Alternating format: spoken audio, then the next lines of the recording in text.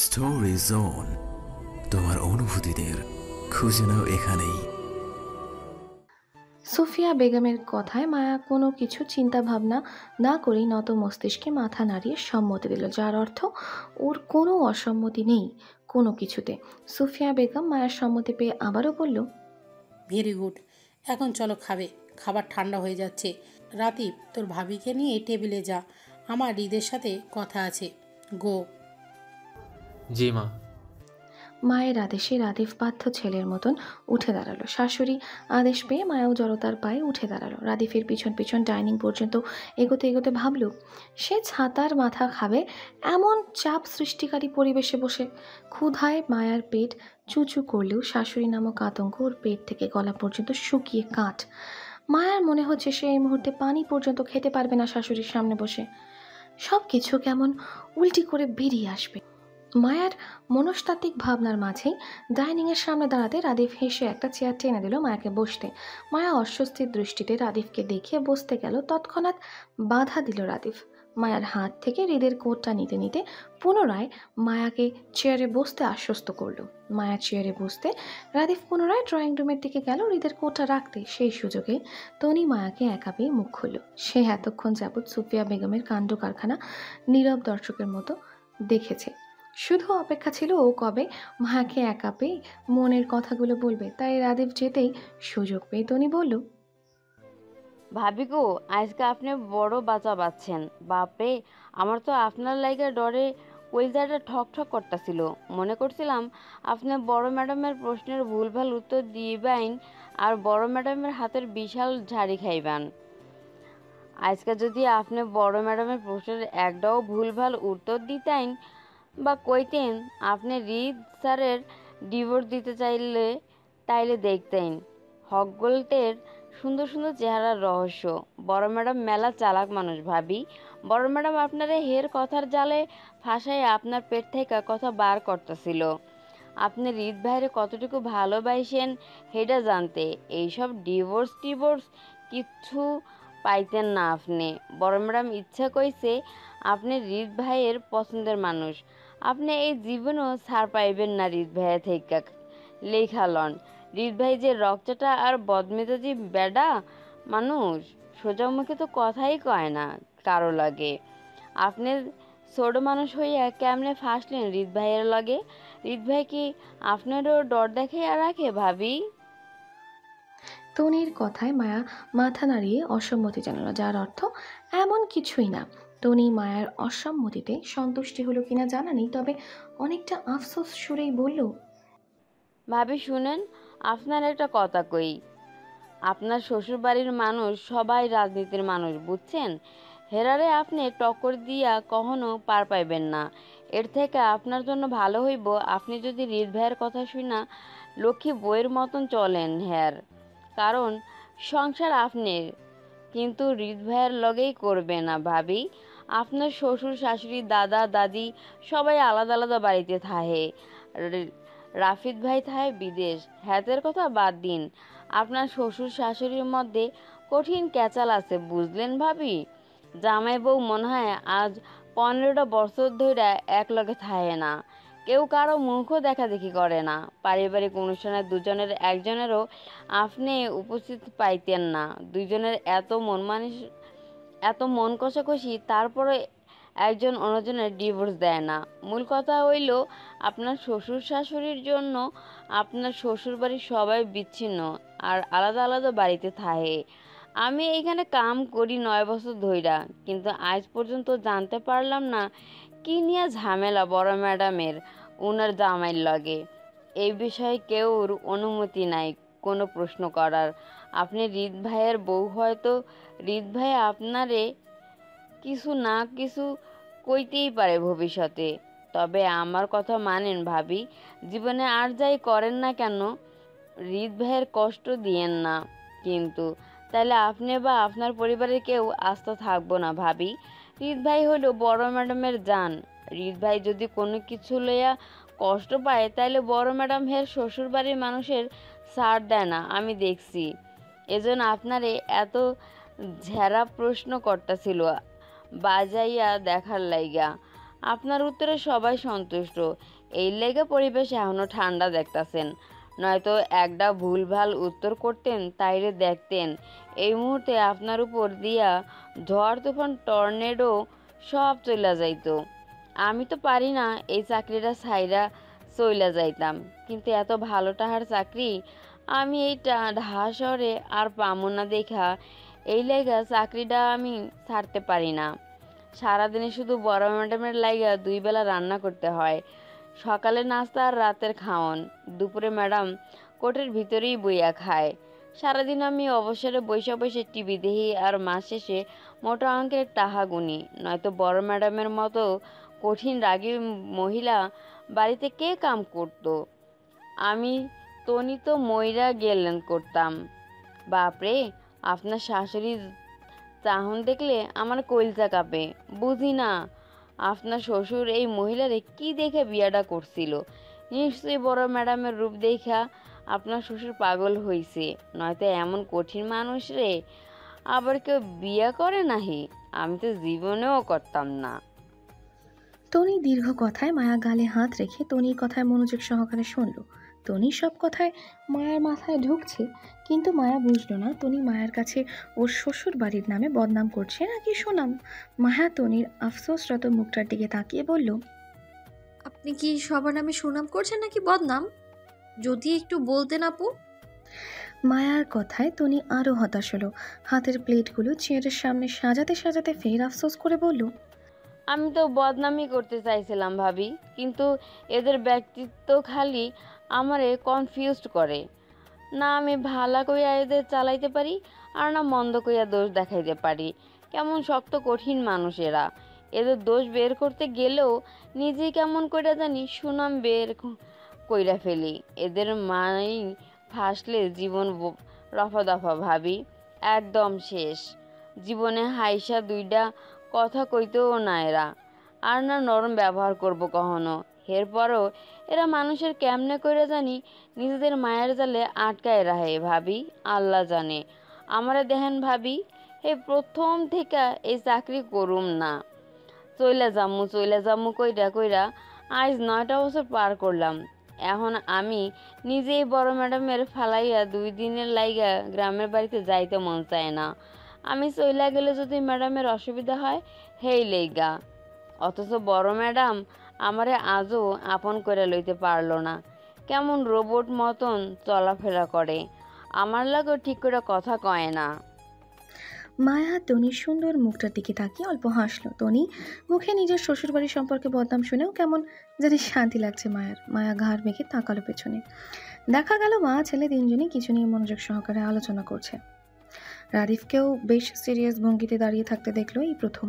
মায়ের মনে হলো এই মানুষগুলোর ভিতর বাহিরে শক্ত কঠিন ব্যক্তিত্ব ধরে রাখলেও এদের সবার মাঝে ভালোবাসার মানুষকে আগলে রাখার দারুণ একটা মন আছে। এই যেমন মায়া নিজের স্বামীর পরিচয় জানার পরপরই হৃদ কেমন নিজ দায়িত্বে পরিবারের সঙ্গে দেখা করাতে নিয়ে আসলো মায়াকে। মানুষ ভালোবাসলেও পরিবারের সামনে ভালোবাসার মানুষকে হাজির করতে চায় না, কিছুদিন অন্তত গোপনে রাখতে চায়। অথচ মায়ার ক্ষেত্রে হয়েছে ভিন্ন। মায়ার কিছু জানার আগেই হৃদ নিজের পরিবারকে মায়ার পরিচয় সম্পর্কে জানিয়ে রেখেছে। এতে দুজনের পবিত্র সম্পর্কটার সম্মান রেখেছে হৃদ। তারপর দেখা গেল মায়ার কঠিন শাশুড়িও ছেলের পছন্দের বাহিরে টু শব্দ পর্যন্ত করেননি। ছেলে নিজের পছন্দের বউকে হাজির করলো, আর মা হয়ে তিনি এতেই সম্মতি দিয়ে মায়াকে বোঝালো ওনার ছেলেকে কখনো ছেড়ে না যেতে। অথচ ওনারা এত অর্থ সম্পদশালী ক্ষমতা সম্পূর্ণ মানুষ, তারা চাইলে মায়ার মতন মধ্যবিত্ত পরিবারের মেয়েকে হাতের তৈরিতে টিস্যুর মতন ফেলে দিয়ে হৃদের জন্য যোগ্যতা সম্পূর্ণ কাউকে জীবন সঙ্গী হিসাবে বাছাই করতে পারে। হৃদ একজন প্রতিষ্ঠিত, সফল ও হাইলি এডুকেটেড ব্যক্তিত্ব সম্পন্ন মানুষ। যে কোনো নারী হৃদ খানের বউ হতে চাইবে, সেখানে মায়ার মতন অদক্ষ, অযোগ্যতা আর মধ্যবিত্ত পরিবারের সাধারণ একটা মেয়েকে বেছে নেওয়াটাই বোঝায় এদের কঠিন ব্যক্তিত্বের বাহিরেও তাদের সবার সুন্দর একটা ভালোবাসার মন আছে। মানুষ বলে কঠিন ব্যক্তিত্বের মানুষগুলা নাকি প্রিয়জনকে আগলে রাখার ব্যাপারটা দারুণ থাকে। আজ মায়া চোখের সামনে দেখতে পারলো এতগুলা মানুষকে। সকাল 11:17, হৃদ ড্রাইভিংয়ে মায়ার পাশের সিটে গায়ে বসে। হৃদের দৃষ্টি আর মনোযোগ ড্রাইভিংয়ে থাকলেও মায়া মনোযোগ হৃদকে দেখার উপর। হৃদ বেশ কয়েকবার ভ্রু কুঁচকে মায়াকে দেখেছে এভাবে তাকিয়ে থাকা নিয়ে, কিন্তু মায়ার কোনো ভাবান্তর ঘটেনি। মায়া সিটে কাত হয়ে হৃদের দিকে ঘুরে বসে। হৃদ ড্রাইভিংয়ের মধ্যে মায়ার মনোযোগ ভাঙাতে মায়ের দিকে ভ্রু কুঁচকে তাকিয়ে বলল, কি সমস্যা, কি দেখো? মায়া সেইভাবেই বসে থেকে উত্তর করে বলল, আপনাকে দেখি জানেন, আমি কখনো ভাবিনি আপনাকে এত নরম ব্যক্তিত্বে দেখব কখনো। হৃদ মায়ের দিকে তাকিয়ে থাকার মানে বুঝতে পেরে সে চুপ রইল। মায়া হৃদকে কিছু বলতে না দেখে সাহস পেয়ে আবারও বলল, আপনাকে একটা কথা বলার ছিল, বলি? হৃদ স্টিয়ারিং ঘোরাতে ঘোরাতে সম্মতি দিল। হুম। মায়া সিট ছেড়ে সোজা হয়ে বসলো। সিরিয়াস হওয়ার ভঙ্গিতে মিনমিন করে বলল, আমাদের কলেজে থেকে রাঙামাটি যাওয়ার ট্যুরে প্ল্যানিং করছে সবাই। আমিও সবার সাথে যেতে চাচ্ছিলাম। আমাকে হৃদ মায়ার কথার মাঝে ওর দিকে না তাকিয়ে ড্রাইভিং করতে করতে বলল, নো ট্যুর, নো প্ল্যানিং, কোথাও যাওয়া যাবে না তোমার, সব ক্যান্সেল। মায়া হতাশার গলায় বলল, এমন করছেন কেন? সবাই তো যাচ্ছে, আমি তো একা না। এই ট্যুরে আরিফ ভাইয়াও যাবে আমাদের সাথে। এখন আমি না গেলে ভাইয়া নিশ্চয়ই জিজ্ঞেস করবে কেন যেতে যাচ্ছি না। একদম পাকামো করবে না হৃদ, আমার এসব পছন্দ না। আরিফের সাথে আমি কথা বলে নিব। হৃদের মুখে আরিফের নামটা শুনতেই মায়া আতঙ্কিত গলায় তাড়াহুড়ো করে বলে উঠল, আরে না না, আরিফ ভাইয়ার সাথে কথা বলতে হবে না আপনার। সামান্য একটা ট্যুরের জন্য আরিফ ভাইয়াকে এক্ষুনি আমাদের সম্পর্কে বলার দরকার নেই। আমি কোথাও যাব না, প্রমিস। মায়া তাড়াহুড়োর ব্যাপারটা হৃদের সন্দেহ হলো। মায়া যে নিজের পরিবারকে ওদের সম্পর্কে জানাতে চাচ্ছে না সেটা ভালোই বুঝলো হৃদ। হৃদ ড্রাইভিং করতে করতে মায়ার দিকে ভ্রু কুঁচকে তাকিয়ে বলল, তুমি কি কোনোভাবে এই সম্পর্কটা তোমার পরিবারের কাছে লুকাতে চাচ্ছ হৃদ? হৃদের কথায় মায়া ভয়ে মাথা নাড়িয়ে অসম্মতি জানালেও মনে মনে সে জানে সত্যিটা এটাই। মায়া সত্যি হৃদকে নিজের পরিবারের সামনে এখন উপস্থিত করতে চাচ্ছে না। তাহলে সবাই মায়াকে দোষ দিবে যে মায়া নিজের বোনের ভাসুরকে ফাঁসিয়ে বিয়ে করে নিয়েছে। এজন্য মায়া চাচ্ছে আরও কয়েকটা দিন যাক, তারপর না হয় আস্তে ধীরে নিজের পরিবারকে জানানো যাবে হৃদকে নিয়ে। মায়া হৃদকে মিথ্যা বলে বলল, হাইড করব কেন? আসলে বড়াপুর বিয়েটা মাত্র শেষ হলো তো, আর কয়েকটা দিন যাক, তারপর না হয় আমাদের ব্যাপারটা জানলো। মায়ার কথাগুলো হৃদের যুক্তিসঙ্গত মনে না হলেও সে আপাতত চুপ রইল।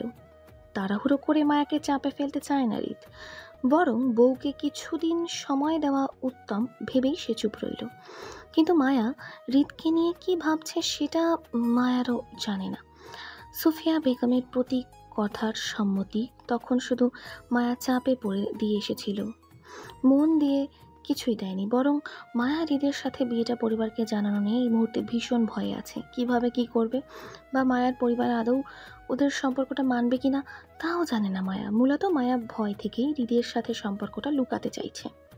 তীক্ষ্ণ সুফিয়া বেগমের তখনকার কথাটাই সত্যি হলো। অল্প বয়সী মেয়েরা বুঝে কম, তারা পরিস্থিতির মোকাবেলা করতে জানে না, বরং ভয় পেয়ে পিছিয়ে যায়। মায়ার ক্ষেত্রে তাই হচ্ছে। হৃদকে যতটা সাহসিকতার সাথে ভালোবেসেছিল ঠিক ততটাই দুর্বল মন মানসিকতার পরিচয় দিচ্ছে পরিবারের সামনে হৃদকে তুলে ধরতে। মায়ারই দুর্বল মন মানসিকতার জন্য ভবিষ্যতে কতটা প্রভাব ফেলবে হৃদ মায়ার সম্পর্কে তাও ধারণা নেই মায়ার। তবে খুবই ভয়ঙ্কর কিছুর মুখোমুখি হতে হবে মায়ার দুর্বল মানসিকতার জন্য। বসার ঘরে বিশাল বৈঠক। পাত্রপাত্রী দেখাদেখির পাট চুকিয়ে উপস্থিত মেহমানদের খাওয়া দাওয়া ইতিমধ্যে শেষ করে আলোচনা বসল দুই পরিবার। উপস্থিত সদস্যদের গমগমে পরিবেশে মায়ার অবস্থা দেখার মতো। লম্বা ঘোমটায় লাল শাড়ি পরিহিত মায়া থমথমে আর হৃদয় ভাঙনে সিটিয়ে বসে। ঘোমটার আড়ালে থেমে থেমে নাক টানার শব্দ আসছে, হয়তো কান্না আটকে রাখার চেষ্টায় নাক টানছে। তবে কিছুক্ষণ পরপর হাতের টিস্যুটা চোখে লাগাতেও দেখা যাচ্ছে।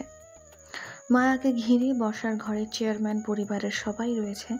চেয়ারম্যান সাহেবের দুই ভাই, দুই বোন, ওনাদের ছেলে মেয়ে, ছেলের বউ, তাদের বাচ্চা কাচ্চা, আবার চেয়ারম্যান সাহেবের নিজের 3 মেয়ে, তাদের জামাতা, নাতি নাতনি, সব মিলিয়ে প্রায় 20-এর ঊর্ধ্বে সদস্য উপস্থিত মায়াকে পাত্রী হিসেবে দেখতে। মুক্তা ফাহাদের বিয়েটা শেষ হয়েছে আজ প্রায় 5 দিন হলো। ফেজ রাত্রিতে মুক্তা ফাহাদকে নিয়ে নিজ বাড়িতে এসে চলে গেল আজ 2 দিন হলো। সে এখন নিজের শ্বশুর বাড়িতেই আছে ফাহাদের সাথে। আজ মায়াকে দেখতে আসার ব্যাপারটাও হুট করেই ছিল। মায়ার পরিবার যদিও এর জন্য প্রস্তুত ছিল না, তবে ওনারা জানতো মুক্তার বিয়ের পরপরই মায়ার বিয়ের আলোচনা চলবে চেয়ারম্যান সাহেবের ছেলের সাথে। পূর্ব কথা অনুযায়ী মুক্তার বিয়ের সপ্তাহখানেক পরেই মায়ার বিয়েটা পারিবারিকভাবে হওয়ার কথা ছিল। সব কিছু ঠিকঠাকও ছিল, কিন্তু হুট করে নাদিমের স্কলারশিপের কাগজপত্রে কমপ্লিকেশন দেখা দেওয়ায় সে ঢাকা থেকে বাড়িতে আসছে না টেনশনে, বরং দৌড়াদৌড়ি করে কাগজপত্রের ঝামেলা মিটিয়ে নিচ্ছে। সেজন্য নাদিম মায়াকে দেখতে আজ ওর পরিবারের সাথে উপস্থিত হতে পারেনি। এই আলোচনায় যতদিন পর্যন্ত নাদিমের ভিসার প্রসেসিংয়ে ঝামেলা শেষ না হচ্ছে ততদিন পর্যন্ত আপাতত মায়া নাদিমের বিয়েটা পিছিয়ে যাবে। নাদিমের কাগজের ঝামেলাটা মিটে গেলেই পারিবারিকভাবে দুজনের বিয়েটা দেওয়া হবে। তবে আজ 2 পরিবারের সম্মতিতে নাদিমের সাথে মায়ার পারিবারিকভাবে আংটি বদল হয়ে থাকবে। আলোচনা অনুযায়ী তাই হলো। মায়ের বিয়েটা সৌভাগ্যক্রমে পিছিয়ে গেলেও নাদিমের বাবা চেয়ারম্যান সাহেব তিনি নিজের হাতে মায়াকে গোল্ডের মধ্যে চকচকে একটা ডায়মন্ড রিং পরিয়ে দিলেন। মায়া হাতে রিং পরানোর সময় মায়া কান্না আটকাতে না পেয়ে ফুপিয়ে কেঁদে উঠল কষ্টে। এতে চেয়ারম্যান সাহেব সহ উপস্থিত সবাই মনে করলো মায়া ছোট মানুষ বলে ইমোশনাল হয়ে ভয়ে কান্না করছে। চেয়ারম্যান সাহেব অল্প হেসে মায়াকে আশ্বস্ত করে একটা ভরসার হাত মায়ের মাথায় বুলিয়ে দেয় কান্না না করতে। নাদিমের সপরিবারেও মায়াকে সাদরে গ্রহণ করে ভরসা দেয় কান্না না করতে। সবার এত এত আন্তরিকতায় মায়া আরও ফুপিয়ে ওঠে অপরাধ বোধে। মায়া এই বিয়েটার সম্পর্কে কিছুই জানতো না।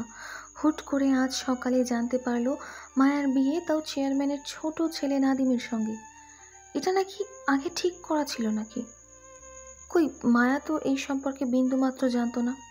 কিন্তু যখন মায়া এই সম্পর্কে জানতে পারে তখন ঘোর আপত্তি জানিয়েছিল এই বিয়েটা করবে না বলে, কিন্তু কেউ মায়ার কথায় বিশেষ একটা গুরুত্ব বা পাত্তা দেয়নি, কারণ বিয়েটা পূর্ব থেকে ঠিক করা ছিল বলে। তাছাড়া মায়ার কথা গুরুত্ব দেওয়ার মতন কেউ মায়াকে তেমন সিরিয়াস নেয়ওনি। মোট কথা, মায়া পরিস্থিতির এমন একটা ফ্যাসাদে পড়েছে যে এই মুহূর্তে নিজের পরিবার বা হৃদকে বলতে পারছে না একে অপরের সম্পর্কের কথা। মায়া বিবাহিত, সেটা কখনোই মায়া নিজের পরিবারকে বলতে পারবে না। তার কারণ মায়ার বড় বোন মুক্তা, তার বিয়েটা মাত্র হলো ওই বাড়ির ছেলের সাথে। এখন যদি মায়া নিজের বিয়ের বিষয়টা জানাজানি করে তাহলে মুক্তার শ্বশুর বাড়িতে মায়াকে নিয়ে অশান্তি হতে পারে। এমনি সেদিন মায়াকে হৃদ ফাহাদের বাসায় ড্রপ করার সময় ওই ব্যাপারটা কেউ ভালো চোখে দেখেনি।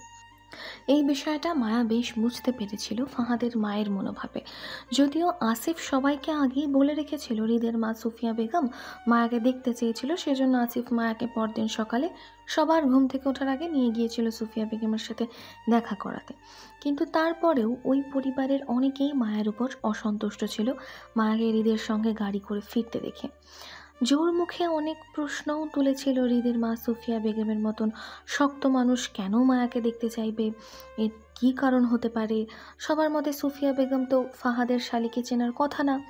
যেখানে তিনি ফাহাদের বউকেই চেনেন না, সেখানে আসিফকে বলে মায়াকে নিয়ে যাওয়ার বিষয়টি ছিল সবার দৃষ্টিকটুরের ধারণা। হেনা খান অবশ্য মায়াকে কৌতূহল নিয়ে বেশ স্বাভাবিকভাবেই এই প্রশ্ন করেছিল। সুফিয়া বেগম মায়াকে ডেকে নিয়ে ঠিক কী বলেছিল সেটা জানতে চেয়েছিলেন। মায়া তখন উত্তরে তেমন কিছুই বলেনি, শুধু বলেছিল মায়াকে সকালে নাস্তাতে দাওয়াত দিয়েছিল তিনি, ব্যাস এতটুকুই।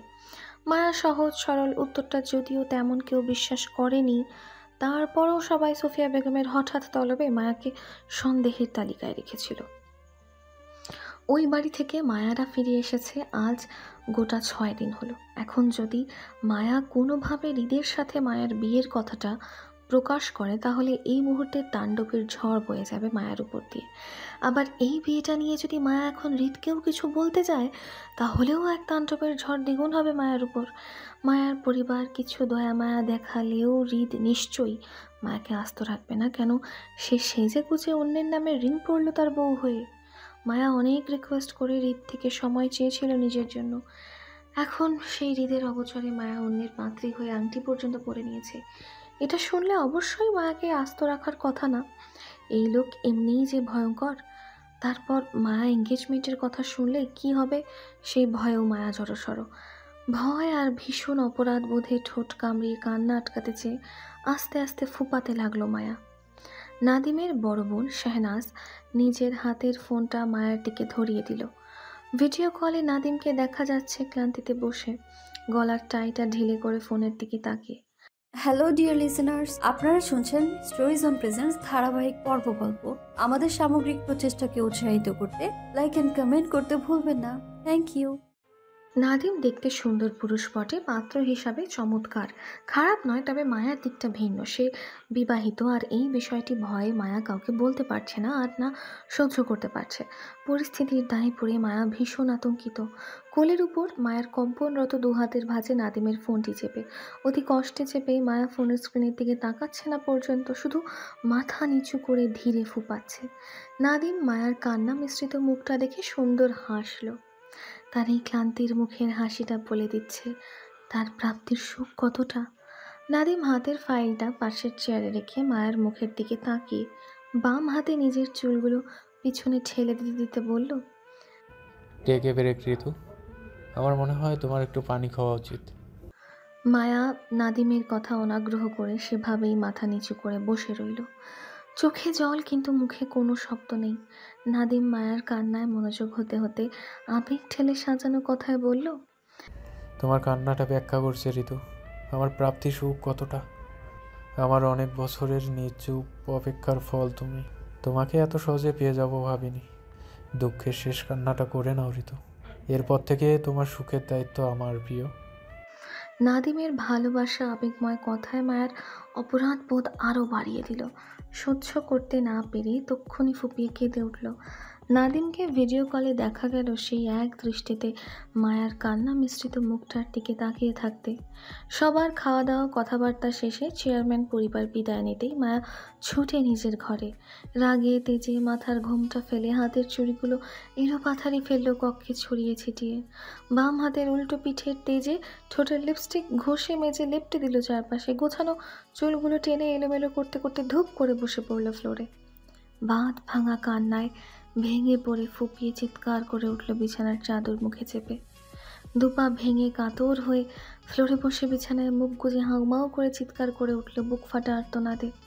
মায়ার কান্না দেয়াল ভেদ করে বাহিরে গেলেও নিচ তলায় পৌঁছালো না আপনজনদের কানে। আপাতত মায়ের পরিবারের সবাই ছোট মেয়ের বিয়ে ঠিক হবার খুশিতে নিচ তলায় বৈঠক ঘরে বসে, যার জন্য হৃদয় ভঙ্গুর মায়ার আর্তনাদের চিৎকার কারো কান ভেদ করতে পারছে না, এমনকি জুয়েরও না। সবার ধারণা মায়া ছোট মানুষ হওয়াতে এই বিয়েটাকে সে স্বাভাবিক ন্যায় মেনে নিতে পারছে না, তবে 2 দিন গেলে এমনিই ঠিক হয়ে যাবে। মায়াও বিয়েটা হাসি খুশি মেনে নেবে, এমনটা জুয়েরও ধারণা ছিল। সেজন্য উদাস জুই মায়ার মনের খবর রাখে না প্রায় বেশ কয়েকদিন হলো। যেখানে জুয়ের নিজের মন মানসিকতার ঠিক নেই, সেখানে অন্যের মনের খবর কিভাবে রাখবে সে। সেদিন রাতে আয়নের সাথে ঝামেলা হওয়ার পর থেকেই জুই আর আয়নের সাথে যোগাযোগ করে না। যদিও আয়ন ফোন দেয় তাহলে জুই সেটা রিসিভ করে না, মেসেজ পাঠালে না পড়েই ডিলিট করে দেয়। মূল কথা, জুই কোনোভাবে আয়নের সাথে যোগাযোগ রাখতে চাচ্ছে না। আয়নকে জুইয়ের বেঈমান প্রতারক মনে হয়। তাছাড়া জুইয়ের ভালো লাগা আয়নের প্রতি নয়, রাদিফের প্রতি ছিল। যেখানে মানুষটাই ভুল, সেখানে জুই কেন আয়নের সঙ্গে কথা বলে ভুল বোঝাবুঝি ভাঙাবে? কিসের জন্য? আয়নের সাথে তো জুই কিছুই চায় না। তাহলে মন ভাঙন উদাস জুই নিজের পরিবারের হইচই দেখলো মায়ার বিয়েটা নিয়ে। তারপর কয়েক সেকেন্ড সেখানে দাঁড়িয়ে থেকে হাঁটলো সিঁড়ির ঘরের দিকে। উদ্দেশ্য দোতলায় নিজেদের ঘরে যাবে। সিঁড়ি বেয়ে হাঁটতে হাঁটতে উদাস জুইয়ের চোখ একবার নিজের গায়ের নতুন জামাটার দিকে পড়ল। তার মা চাচার কড়া আদেশে জুইকেও আজ নতুন জামা পরে সেজে গুজে মেহমানদের সামনে থাকতে হয়েছিল। মায়ার হঠাৎ এঙ্গেজমেন্টের বিষয়টা সকালের দিকে শুনে জুইও কম অবাক হয়নি। আকাশ ভেঙে পড়ার মতন জুইও শকড হয়েছিল, কিন্তু মেহমান বাড়িতে আসবে বলে কাজের চাপে আর মানুষের হইচইতে জুই মায়ার সঙ্গে কথা বলার সুযোগ পায়নি। মায়া তো বিবাহিত, যদিও স্বামীর সন্ধান এখনো পায়নি মায়া, কিন্তু তারপরও মায়া বিবাহিত। বিবাহিত মেয়ের তালাক না হওয়া পর্যন্ত আর একটা বিয়ে করা জায়েজ না। এই অবস্থায় অবশ্য ওদের পরিবারের বড়দের সঙ্গে কথা বলা উচিত, কিন্তু তার আগে জুই মায়ার সঙ্গে একবার কথা বলতে চায়। জুই মায়াকে বুঝাবে অজানা স্বামীর পিছনে পড়ে না থেকে এই বিয়েটাকে মেনে নিতে। নাদিম ভালো ছেলে, দেখতে শুনতেও কত সুন্দর, মায়ার সাথে মানাবে ভালো। জুয়ের মনস্তাত্ত্বিক চিন্তা ভাবনার মাঝেই ফ্ল্যাটের দরজা খুলে ভিতরে প্রবেশ করতে কারো তীব্র চিৎকারের ফুপানি শুনতে পেয়ে মুহূর্তে চমকে ওঠে জুই। বুদ্ধিমতী জুই তীব্র ফুপানির শব্দে বুঝে গেল মায়ার হৃদয় ভাঙনের শব্দটা। তৎক্ষণাৎ ভিতর থেকে ফ্ল্যাটের দরজা আটকে দিল, যাতে বাড়ির অন্যরা কেউ আসতে না পারে বা তাদের কানে মায়ার কান্নার শব্দ না পৌঁছায়। দরজা আটকে দৌড়ে গেল নিজেদের রুমে। দরজা ঠেলে ভিতরে প্রবেশ করতেই আটকে উঠল মায়াকে বিধ্বস্ত অবস্থায় দেখে। এলোমেলো শাড়ি চুলে ফ্লোরে বসে বিছানার চাদর খামচে ধরে মুখে চেপে কাঁদছে। জুই মায়ার অবস্থা দেখে মায়ের দিকে ছুটে যেতে যেতে ব্যস্ত গলায় ডাকলো, মায়া, এই মায়া, কি হয়েছে তোর? কাঁদছিস কেন? জুইয়ের কণ্ঠে তৎক্ষণাৎ মুখ তুলে তাকালো মায়া। জুই মায়ার সামনে হাঁটু গেড়ে বসার আগেই ঝাঁপিয়ে পড়ল মায়া। আকস্মিক ঘটনায় জুই তাল সামলাতে না পেরে মায়াকে নিয়ে পড়ে গেল ফ্লোরে। জুইয়ের পিঠ ঠেকলো খাটের কোনায়, কিন্তু তারপরও জুই এক হাতে মায়ার পিঠ আঁকড়ে অন্য হাত ফ্লোরে রাখলো নিজের শরীরের ব্যালেন্স বজায় রাখতে। মায়া জুইকে দু হাতে ঝাপটে ধরে হাউমাউ করে চিৎকার করতে করতে বলল, জুই জুই, আমি ভুল করেছি। আমি ওনার সাথে বেমানি করতে চাইনি, তারপরে ও করে ফেললাম। উনি আমাকে কখনো ক্ষমা করবে না জুই। কি করব আমি জুই? আমি কি করব? মায়ার হাউমাউ চিৎকারে ভয় পেয়ে যায় জুই। মায়ার চিৎকারের শব্দ নিশ্চয়ই নিচে বসার ঘর অব্দি চলে যেতে পারে। ভয়ার্থ জুই তৎক্ষণাৎ মায়াকে নিজের বুক থেকে উঠিয়ে মায়ের মুখটা এক হাতে আঁকড়ে ধরে তাড়াহুড়োয় আশ্বস্ত দিতে দিতে বলল, এইভাবে চিৎকার করিস না মায়ু, বাড়িতে অনেক লোকজন আছে, কেউ শুনলে আস্ত রাখবে না আমাদের। কান্না থামা বোন, কি হয়েছে বল আমাকে। এইভাবে কাঁদছিস কেন তুই? কার সাথে বেইমানি করেছিস? কি হয়েছে? জুইয়ের কথায় সত্যি সত্যিই মায়ার কান্নার আওয়াজ কিছুটা কমে আসলো, তবে কান্নার বেগ কমেনি, বরং একইভাবে হিচকি তুলে কাঁদতে কাঁদতে মায়া বলল, জুই জুই, আমি সত্যি না বুঝিনি পরিস্থিতি যে এমন হয়ে যাবে। হুট করেই আমার বিয়ে ঠিক হয়ে যাবে। আমি তো ওনার কাছে সময় চেয়েছিলাম সব কিছুর জন্য। এখন কি করব আমি জুই? কিভাবে সামলাবো সবটা? উনি আমায় বিশ্বাস করবে না জুই, বলবে আমি প্রতারণা করেছি। মায়ার কোনো কথার অর্থ বোধগম্য হলো না জুইয়ের। মূলত জুই বুঝতেই পারছে না মায়া কার জন্য কিসের সময় চেয়েছিল। কার কথা বলছিস তুই? কিসের প্রতারণা হবে? আমি ওনার সাথে কথা বলছি। উনি কে আবার?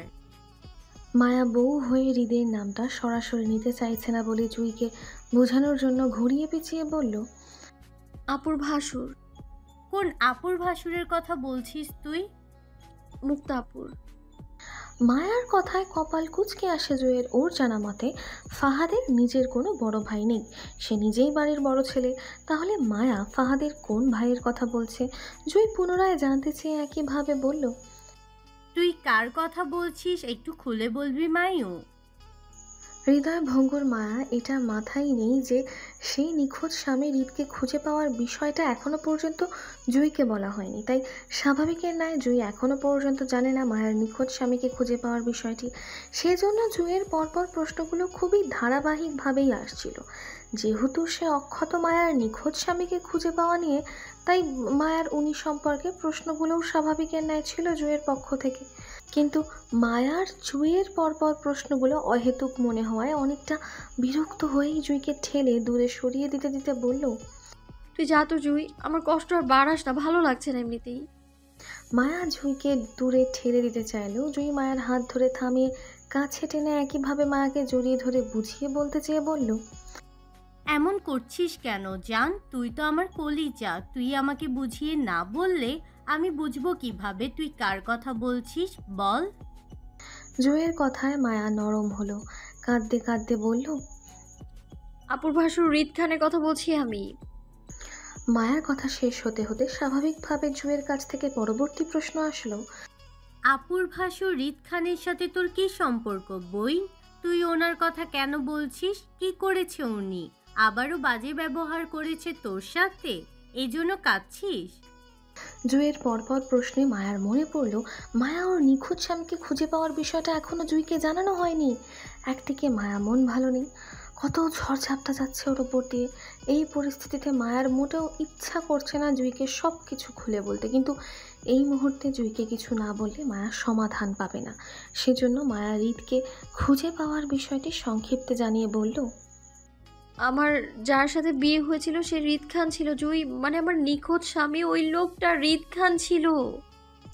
মায়ার কথায় আকাশ সমান শক্ত হয়ে জুই। অতি শখে বোবা বনে জুই মায়ের দিকে ফ্যাল ফ্যাল করে তাকিয়ে রইল কয়েক পলক। জুইয়ের মস্তিষ্ক মায়ার কথাটায় টনক নড়তে জুই শঙ্কিত গলায় মায়াকে শুধিয়ে আবারও জানতে চেয়ে বলল, মানে কে তোর স্বামী? হৃদ খান। আতঙ্কিত জুই হতভম্ব হয়ে তাড়াহুড়োয় মায়াকে পুনরায় শুধিয়ে জানতে চাইল, রিত খান মানে খান বাড়ির বড় ছেলে রিত খান, ফাহাদ জিজুর কাজিন বড় ভাই রিত খানের কথা বলছিস তুই? জুইয়ের হতভম্ব মুখটার দিকে তাকিয়ে মায়া মাথা কাঁধ করে সম্মতি দিল, যার অর্থ হ্যাঁ, এই হৃদ খানি। মায়ার সম্মতি পেতেই জুই তপ্তা খেয়ে বসল। এ লোকের সাথে তোর বিয়ে হয়েছিল জান? মায়া আবারও ঘাড় কাত করে সম্মতি দেয় জুইকে। জুই একই ভঙ্গিতে আবারও বলল, জান তুই জানলি কিভাবে রিত খান তোর নিখোঁজ স্বামী হয়? রিত খান নিজে বলেছে তোকে? মায়া মাথা নাড়িয়ে অসম্মতি জানাতে জানাতে বলল, উনি বলেনি, আমি নিজে নিজে জেনেছি আপুর গায়ে হলুদের রাতে, যেদিন আমরা ফাহাদ ভাইয়ার বাড়িতে গিয়েছিলাম না হলুদ নিয়ে, সেদিন আমি বুঝতে পারি হৃদ খানই ছিল ওই লোকটা। সংক্ষিপ্তে মায়া জুইকে অল্প স্বল্প বিস্তারিত বলে ফেলল হৃদকে খুঁজে পাওয়ার বিষয়টি নিয়ে। সব শুনে জুই তপ্তা খেয়ে বসে রইল। এবার মায়ার মতো জুইয়েরও মনে হচ্ছে হৃদ পূর্ব থেকেই মায়ার সম্পর্কে জানতো, আর সব কিছু জেনে শুনেই সে মায়াকে এতদিন নাকে দড়ি দিয়ে তার চারপাশে ঘোরাতো। কিন্তু এখন বড় কথা হলো মায়া নিজের স্বামীকে চেনার চেয়ে বড় বিপদ হলো হৃদ খান মায়ার স্বামী হয় সেটা। সেদিন মায়া সুফিয়া বেগমের ডাকে ওনার বাসায় গিয়েছিল, সেই বিষয়টা ফাহাদের বাসার কেউ পছন্দ করেনি। এমনকি এটা নিয়ে মায়ার অগোচরে কথাও হয়েছিল বেশ। বড় বোন হিসাবে মুক্তাকেও এই নিয়ে টুকটাক বেশ কিছু কথা শুনতে হয়েছিল ওই বাড়ির আত্মীয়দের থেকে। এখন যদি সবাই জানাজানি হয় মায়া হৃদের সম্পর্কের কথা, তাহলে সবচেয়ে বেশি ইফেক্ট পড়বে মুক্তা ফাহাদের সম্পর্কের উপর। মায়ার জন্য মুক্তার বিয়েটা ভাঙতে বসে তাহলে। জুই সেসব কথা ভেবেই আতঙ্কে মায়াকে প্রশ্ন করে বলল, এই জন্য সেদিন রিত খানের মা তোকে ডেকে পাঠিয়েছিল দেখা করতে? উনি জানেন তোদের সম্পর্কের কথা? মায়া ঘাড় কাত করে সম্মতি দিতে দিতে নাক টেনে বলল, হুম উনি মেনে নিয়েছেন তোকে? হুম এত সহজে মেনে নিল? ঝামেলা করেনি? না। মায়ার কথায় জুই টেনশনে চিন্তিত গলায় বলল, মায়া, আমার অনেক টেনশন হচ্ছে সব কিছু নিয়ে। তোর সামান্য রিত ভাইয়ের আম্মুর সাথে দেখা করাটা নিয়ে ওই বাড়ির সবাই কেমন বাঁকা চোখে তোকে দেখলো।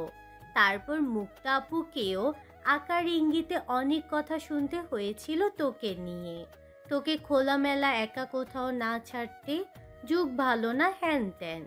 এখন যদি জানাজানি হয় তোর সাথে রিত ভাইয়ের বৈবাহিক সম্পর্ক আছে, তাহলে কেউই সেটা ভালোভাবে মানবে না মায়া। এমনকি তোর বিয়ের জন্য সবচেয়ে বেশি সাফার মুক্তা আপুকেই করতে হবে। আমি দেখেছি মায়া, ওই বাড়ির মানুষজন সুবিধার নয়। তাছাড়া আমি যতটুকু জানি রিত খানের সাথে ওই বাড়ির মেয়ে শশী আপুর বিয়ে ঠিক করে রেখেছে সবাই।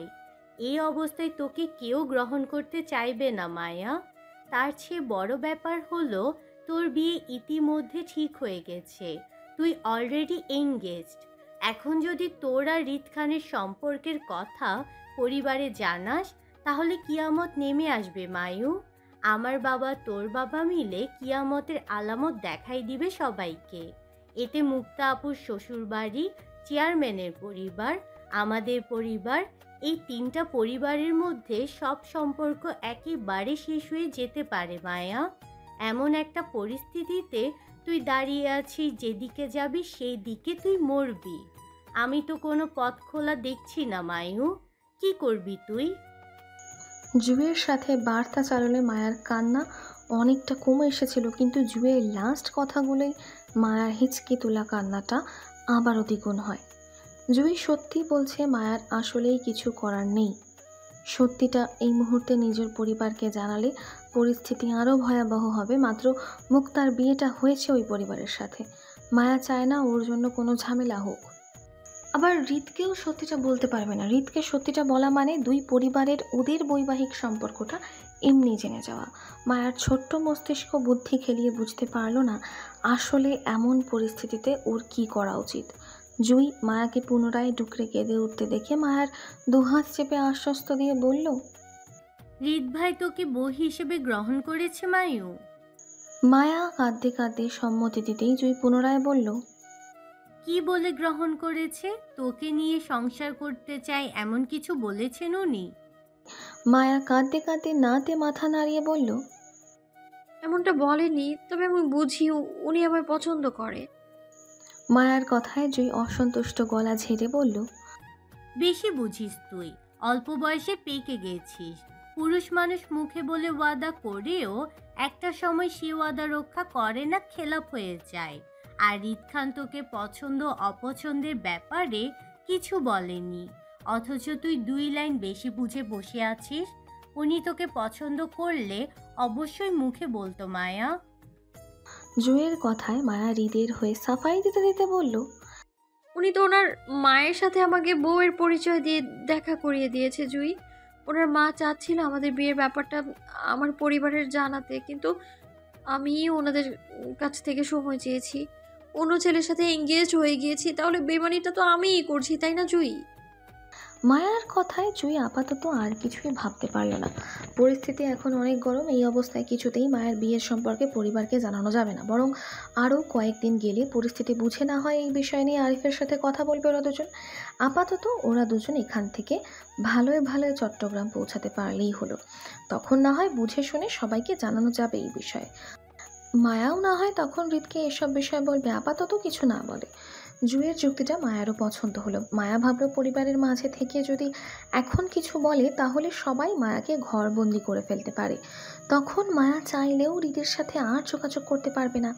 তার চেয়ে বরং মায়া সুযোগের সন্ধানে থেকে সব কিছু আপাতত গোপন করে গেলে শেষটা ভালোই হবে। আর মায়ার এমন চিন্তাটাই ছিল মায়ার পক্ষের বিপরীত। পরিস্থিতি যেমনই হোক সেটা মানিয়ে বা লড়াই করে হলেও সামনে বাড়তে হয়। যে কোনো পরিস্থিতিতে চুপ থাকা মানে তুমি ভীতু। আর মায়ার এই চুপ থাকাটা যে অল্পতে শেষ হতে পারত, সেটা আরও বড় হওয়ার সুযোগ করে দিল নিজের অজান্তেই। মায়া নিজেই নিজের পরিস্থিতি আরও ভয়াবহ আর দুষ্কর করে তুলল। অদেখা ভবিষ্যৎ কার কি হবে তাদের কারো জানা নেই, তবে বর্তমানের কর্মফল মানুষকে ভবিষ্যতেই দিতে হয়, আর এটাই প্রাকৃতিক নিয়ম। এত কিছুর মাঝে মায়া আরও একটা নতুন ভুল করলো, হৃদের সাথে হুট করে যোগাযোগ বিচ্ছিন্ন করে। মায়া মূলত নিজের অপরাধ বোধ থেকে এমনটা করেছে। মায়া ধারণা সে একবার চট্টগ্রামে গিয়েই হৃদের সাথে না হয় যোগাযোগ করবে। আজকাল মায়ার অতিরিক্ত ধারণাই মায়ার বিপদের কারণ হচ্ছে। সকাল 4টে, কলেজের জন্য রেডি হয়েও মায়া রুমের ভিতরে তন্ন তন্ন করে কিছু একটা খুঁজে চলেছে। একবার কাঠের আলমারি খুলে সেটার ভিতরে উলট পালট করছে, আবার খাটের নিচে উঁকি মেরে দেখছে মায়ার হারিয়ে যাওয়া জিনিসটা কোথায়। ক্লান্ত মায়ার অবিরাম নিজের জিনিসটা খোঁজায় ব্যস্ত। মায়ার বিচলিত ভাব দেখেই বোঝা যাচ্ছে হারিয়ে যাওয়া জিনিস কতটা গুরুত্বপূর্ণ ছিল ওর জন্য।